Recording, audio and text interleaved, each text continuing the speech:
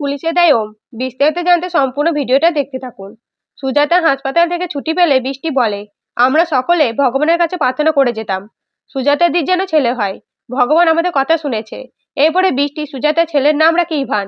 অন্যদিকে সুজাতা বলে, তোমার মেয়ের নাম দিলাম মেঘলা।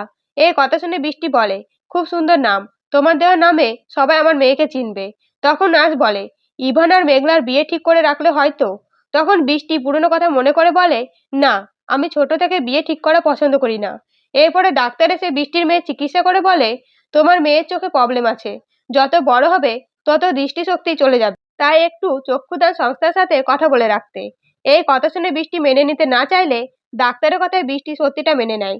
অন্যদিকে আনন্দ ঠাকুর স্মৃতিকে জানিয়ে দেয় বৃষ্টি কোথায় আছে, এমনকি বলে বৃষ্টির মেয়ে হয়েছে, তাই বৃষ্টি তার মেয়ের অন্নপ্রাশনে তোমাকে নিয়ে যেতে বলেছে। এই কথা শুনে স্মৃতি খুশি হয়ে যায় আর বৃষ্টির মেয়ের জন্য সমস্ত জিনিসপত্র কিনতে বেরিয়ে পড়ে। এদিকে অলোকেশের ভাড়া করা গুন্ডা বৃষ্টির খোঁজ পেয়ে যায় এবং অলোকেশকে জানায় বৃষ্টি শিউলি নামে মিঠিপুরে স্নেহনীরে থাকে।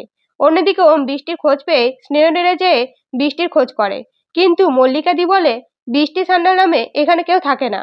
এরপর ওম বৃষ্টিকে দেখতে পেয়ে বৃষ্টির কাছে যেয়ে ক্ষমা চায় এবং বাড়ি ফিরে যেতে বলে, কিন্তু পথে অন্য বৃষ্টিকে গুলি করে মারার চেষ্টা করে।